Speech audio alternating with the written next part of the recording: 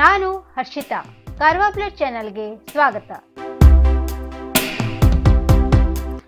ಅಧಿಕಾರಿಗಳಿಂದ ಲಿಖಿತ ಉತ್ತರ ಸಿಗುವವರೆಗೆ ಉಪಶನ ಬಂದ್ ಮಾಡುವುದಿಲ್ಲ. ಕಾರವಾರ ನಗರಸಭೆಯ ಅಡಿಯಲ್ಲಿ ಹೊಸ ಮನೆ ಕಟ್ಟಲು ಆಶ್ರಯ ಯೋಜನೆ ಅಂತರ್ಗತ ಕೆಲವರಿಗೆ ಕೇಂದ್ರ ಸರ್ಕಾರದ ಆರ್ಥಿಕ ಸಹಾಯ 1,50,000 ಖಾತೆಯಲ್ಲಿ ಜಮಾ ಆಗಿಲ್ಲ ಎಂದು ಕರ್ನಾಟಕ ರಕ್ಷಣಾ ವೇದಿಕೆಯ ಕಾರ್ಯಕರ್ತರು ಉಪಶನಕ್ಕೆ ಕೂತಿದ್ದರು. ಅನ್ನ ಉಪಶನಕ್ಕೆ ಕೂತಿದ್ದ ವೇಳೆ ಇಂದು 6ನೇ ದಿನಕ್ಕೆ ಡಿಯುಡಿಸಿ ಅಧಿಕಾರಿಗಳು ಪ್ರತ್ಯಕ್ಷ ಭೇಟಿ ಕೊಟ್ಟು ಅವರ ಜೊತೆ ಮಾತನಾಡಿ, ನಿಮ್ಮ ಬೇಡಿಕೆಗೆ ನಾವು ಈವರೆಗೆ ಸಂಬಂಧಪಟ್ಟ ಮೇಲಾಧಿಕಾರಿಗಳಿಗೆ ಲಿಖಿತವಾಗಿ ಸೂಚನೆ ಕೊಟ್ಟಿದ್ದೇವೆ, ಇನ್ನು ಸೂಚನೆ ನೀಡುತ್ತಾ ಇದ್ದೇವೆ. ಆಗ ಅವರ ಜೊತೆ ಕರ್ನಾಟಕ ರಕ್ಷಣಾ ವೇದಿಕೆಯ ಕಾರ್ಯಕರ್ತರು ಮಾತನಾಡಿ, ಯಾವ ತನಕ ಅಧಿಕಾರಿಗಳಿಂದ ಲಿಖಿತ ಉತ್ತರ ಬರುವುದಿಲ್ಲ ಆ ತನಕ ನಮ್ಮ ಉಪಶನ ಬಂದ್ ಮಾಡುವುದಿಲ್ಲ. ಈಗ ಕಾರವಾರ ಹಾಗೂ ಅಂಕೋಲಾ ವಿಧಾನಸಭಾ ಕ್ಷೇತ್ರದ ಶಾಸಕಿ ರೂಪಾಲಿ ನಾಯ್ಕ್, ಕಾರ್ಮಿಕ ಹಾಗೂ ಸಕ್ಕರೆ ಖಾತೆ ಸಚಿವ ಶಿವರಾಮ್ ಹೆಬ್ಬಾರ್ ಹಾಗೂ ಎಂಪಿ ಅನಂತಕುಮಾರ್ ಹೆಗಡೆ ಇವರು ಇದರ ಬಗ್ಗೆ ಗಮನ ಕೊಟ್ಟು ನಮಗೆ ನ್ಯಾಯ ದೊರಕಿಸಿಕೊಡಬೇಕೆಂದು ಆಗ್ರಹಿಸಿದ್ದಾರೆ. ನಾನು ಯಾವತ್ತೂ ರೂಪಾಲಿ ಮನೆಗೆ ಹೋಗಲಿಲ್ಲ, ರೂಪಾಲಿಗೆ 1 ಲೀಟರ್ ಕೊಟ್ಟಿಲ್ಲ. ಮೇಡಮ್ ರೂಪಾಲಿ ನಮ್ಮ MLA ಮೇಡಮ್ ರೂಪಾಲಿ ಮೇಡಮ್ಗೆ ನಾನು 1 ಲೀಟರ್ ಕೊಟ್ಟಿಲ್ಲ. ಆದರೆ ಹೆಬ್ಬಾರ್ ಸಾಹೇಬ್ರಿಗೆ 1 ಲೀಟರ್ ಕೊಟ್ಟಿಲ್ಲ. ಅವರಿಗೆ ನಾ ಯಾಕೆ ಕೊಡುದಿಲ್ಲ? ನಮ್ಮ DC ಸಾಹೇಬ್ರು ಇಲ್ಲಿ ಇದಾರಲ್ಲ, ಸರ್ಕಾರ ಅವ್ರ ಹೆಸರಲ್ಲಿ ನಾವು ಲೆಟರ್ ಮಾಡ್ತೀವಲ್ಲ. ಅಲ್ಲ ಅವ್ರು ಏನ್ ಮಾಡ್ತಾರೆ, ಮಾಡುದಾದ್ರೆ ಇಷ್ಟು ದಿವಸ ಮಾಡ್ಬೋದಿತ್ತಲ್ಲ, ಮಾಡ್ಲಿಲ್ಲಲ್ಲ ಅವರು. ಅದಕ್ಕೆ ನಾವು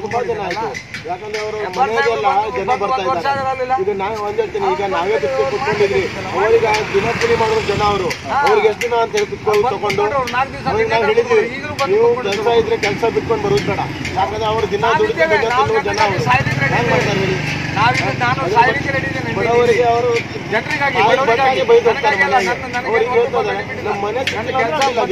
ಕುತ್ಕೊಂಡಿದ್ದೇನೆ.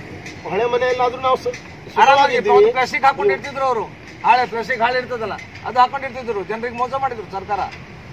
ನಮ್ಮ DC ಸಾಹೇಬ್ರು ಒಂದು ಕೊಟ್ರಲ್ಲ ಅವರಿಗೆ, ಅದು ಅವರಿಂದ ಮೋಸ ಆಗಿದೆ ಜನರಿಗೆ. ಏನು ಒಳ್ಳೇದ್ ಮಾಡುದು? ಇದು 4 ವರ್ಷದಿಂದ ಒಳ್ಳೇದ್ ಮಾಡುದು. ಇದು ಒಳ್ಳೇದಾಯ್ತು, ಪ್ರತಿಯೊಬ್ಬರು ಅಧಿಕಾರಿ ತಮ್ಮ ತಮ್ಮ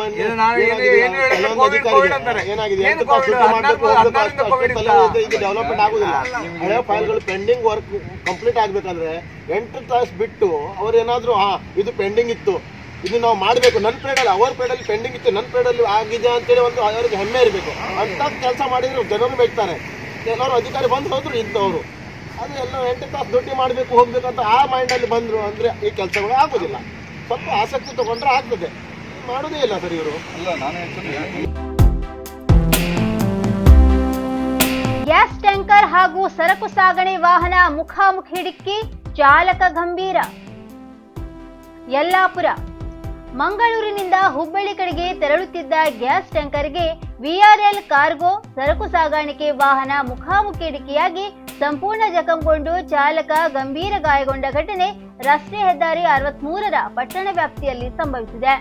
ಚಾಲಕನನ್ನು ಹತ್ತಿರದ ತಾಲೂಕಾ ಆಸ್ಪತ್ರೆಗೆ ದಾಖಲಿಸಲಾಗಿದ್ದು ಹೆಚ್ಚಿನ ಚಿಕಿತ್ಸೆಯ ಅಗತ್ಯವಿದೆ ಎಂದು ಪ್ರಾಥಮಿಕ ಮಾಹಿತಿಯಿಂದ ತಿಳಿದು ಬಂದಿದ್ದು, ಘಟನೆಯಲ್ಲಿ ಯಾವುದೇ ಪ್ರಾಣಾಪಾಯ ಸಂಭವಿಸಿಲ್ಲ.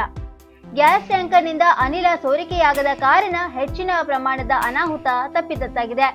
ಮಂಗಳವಾರ ಬೆಳಿಗ್ಗೆ ಈ ಘಟನೆ ನಡೆದಿದ್ದು, ಯಲ್ಲಾಪುರ ಪೊಲೀಸರು ಸ್ಥಳಕ್ಕೆ ಭೇಟಿ ನೀಡಿ ಪ್ರಕರಣ ದಾಖಲಿಸಿಕೊಂಡಿದ್ದಾರೆ.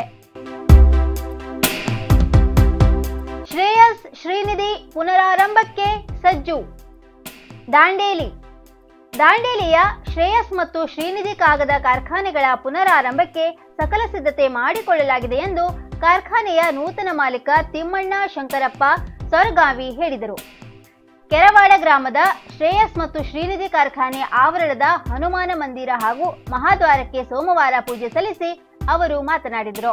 ಕಾರ್ಖಾನೆಯಿಂದ ಲಾಭ ಗಳಿಸುವ ಉದ್ದೇಶಕ್ಕಿಂತ ಕಾರ್ಖಾನೆಯು ಕಳೆದ 1 ವರ್ಷದಿಂದ ಬಂದ್ ಆಗಿರುವ ಹಿನ್ನೆಲೆಯಲ್ಲಿ ನೌಕರರ ಕಷ್ಟ ನೋವುಗಳನ್ನು ಪರಿಗಣಿಸಿ ಕಾರ್ಖಾನೆಯನ್ನು ನಮ್ಮ ಇನ್ನೊಬ್ಬ ಪಾಲುದಾರರಾದ ಚಿಕ್ಕಯ್ಯ ಮಠಪತಿ ಅವರ ಸಹಯೋಗದೊಂದಿಗೆ ಮುನ್ನಡೆಸುವ ತೀರ್ಮಾನ ಕೈಗೊಳ್ಳಲಾಗಿದೆ ಎಂದರು. ಡಿಸೆಂಬರ್ 15ರಿಂದ ಕಾರ್ಖಾನೆಯ ಸಿಬ್ಬಂದಿ ಖಾಯಂ ಕಾರ್ಮಿಕರು ಕರ್ತವ್ಯಕ್ಕೆ ಹಾಜರಾಗಲು ತಿಳಿಸಲಾಗಿದೆ. ಮೊದಲು ನಿರ್ವಹಣೆ ಕಾರ್ಯ ಆರಂಭಿಸಲಾಗುವುದು ಮತ್ತು ಕಾರ್ಮಿಕರ ಜ್ವಲಂತ ಸಮಸ್ಯೆಗಳನ್ನು 3-4 ತಿಂಗಳಲ್ಲಿ ಬಗೆಹರಿಸಲು ಕ್ರಮ ಕೈಗೊಳ್ಳಲಾಗುವುದು ಎಂದು ಸರ್ಗಾವಿ ತಿಳಿಸಿದರು. ಕಾರ್ಖಾನೆಯ ಹಳೆಯ ಡಿಜಿಎಂ ನೌಕರ ಎಸ್ಐ ಬೋರ್ಜಿಸ್ ಮಾತನಾಡಿ, ಕಾರ್ಖಾನೆ ಯಶಸ್ವಿಯಾಗಿ ಮುನ್ನಡೆಯಲು ಕಾರ್ಮಿಕರ ಸಹಕಾರ ಅಗತ್ಯವಾಗಿ ಬೇಕು ಎಂದರು. ಕಾರ್ಖಾನೆಯ ಸಂಚಾಲಕ ಫಿರೋಜ್ ಬಾಲೆಖಾನ್, ನಿವೃತ್ತ ಜನರಲ್ ಮ್ಯಾನೇಜರ್ ಆನಂದ್ ಗರಗ್ ಉಪಸ್ಥಿತರಿದ್ದರು. ಬೀಚ್ ಕ್ಲೀನಿಂಗ್ ಕಾರ್ಯಕ್ರಮವನ್ನು ಸರ್ಕಾರದ ಎನ್ಸಿಸಿ ಕೆಡೆಟ್ಗಳು ಕೈಗೊಂಡರು. ಪಾಲಿಟೆಕ್ನಿಕ್ ಕಾರವಾರ ಮತ್ತು ಸೈಂಟ್ ಮೈಕಲ್ಸ್ ಕಾನ್ವೆಂಟ್ ಪ್ರೌಢಶಾಲೆ ಕಾರವಾರ ರವೀಂದ್ರನಾಥ್ ಟ್ಯಾಗೋರ್ ಬೀಚ್ನಲ್ಲಿ ಬೆಳಿಗ್ಗೆ 7 ಗಂಟೆಗೆ ಬಾಲಕ ಮತ್ತು ಬಾಲಕಿಯರನ್ನು ಒಳಗೊಂಡ ಒಟ್ಟು 37 ಕೆಡೆಟ್ಗಳು ಕಾರ್ಯಕ್ರಮದಲ್ಲಿ ಭಾಗವಹಿಸಿದರು. ಆರಂಭದಲ್ಲಿ ಕೆಡೆಟ್ಗಳಿಗೆ ತಮ್ಮ ಪರಿಸರವನ್ನು ಸ್ವಚ್ಛವಾಗಿ ಮತ್ತು ಪ್ಲಾಸ್ಟಿಕ್ ತ್ಯಾಜ್ಯದಿಂದ ಮುಕ್ತವಾಗಿಸಿಕೊಳ್ಳುವ ಪ್ರಸ್ತುತತೆಯನ್ನು ವಿವರಿಸಲಾಯಿತು. ಈ ಸುಂದರವಾದ ಗ್ರಹದ ಬಗೆಗಿನ ಅವರ ನೈತಿಕ ಹೊಣೆಗಾರಿಕೆಯನ್ನು ಕಾರವಾರದ 29 Kar BN NCC commanding officer ಒತ್ತಿ ಹೇಳಿದ್ದಾರೆ.